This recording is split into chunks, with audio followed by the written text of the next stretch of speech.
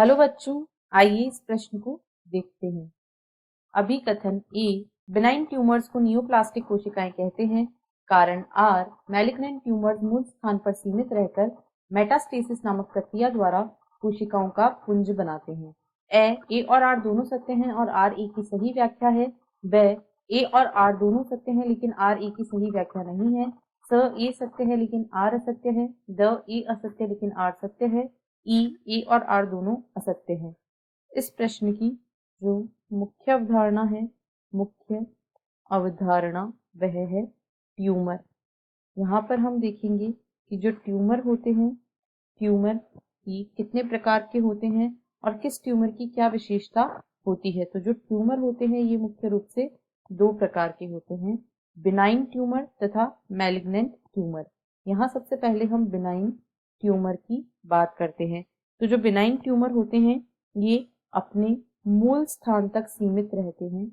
Benign tumour अपने मूल स्थान पर ही सीमित रहते हैं, यानी ये जिस स्थान पर बनते हैं उसी स्थान तक सीमित रहते हैं, दूसरे भागों में नहीं फैलते हैं और ये अन्य भागों को नुकसान नहीं पहुंचाते हैं। ये अन्य भागों को नुकसान नहीं पहुंचाते हैं। यही कारण होता है कि ये मैलिग्नेंट ट्यूमर्स की तुलना में कम हानिकारक होते हैं।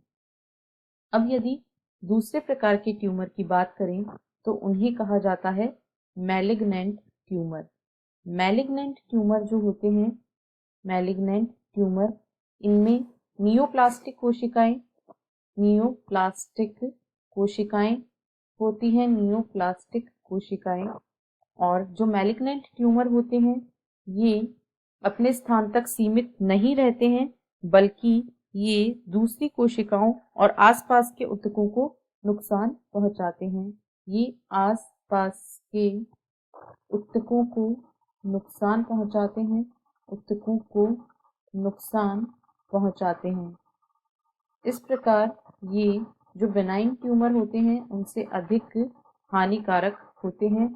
और यदि मैलिग्नेंट ट्यूमर की बात करें तो ये इनमें जो शरीर में फैलने का गुण पाया जाता है ये पूरे शरीर में फैल जाते हैं और इनके इसी गुण को मेटास्टेसिस कहा जाता है। मेटास्टेसिस जो होता है यह कैंसर कोशिकाओं का सबसे भयावह गुण होता है। इसकी वजह से यह पूरे शरीर में फैल जाता है। अब यदि अभिकथन को देखें तो अभिकथन में कहा गया है बेनाइन ट्यूमर्स को नियोप्लास्टिक कोशिकाएं कहते हैं, यह गलत है। कारण में कहा गया है मैलिग्नेंट ट्यूमर्स मूल स्थान पर सीमित रहकर मेटास्टेसिस नामक प्रक्रिया द्वारा कोशिकाओं का पुंज बनाते हैं, तो यह भी गलत है। यानी यहाँ पर ए और आर दोनों ही असत्य हैं, अतः विकल्प ई इस प्रश्न का सही उत्तर है। आशा है आपको प्रश्न समझ आया होगा। धन्यवाद।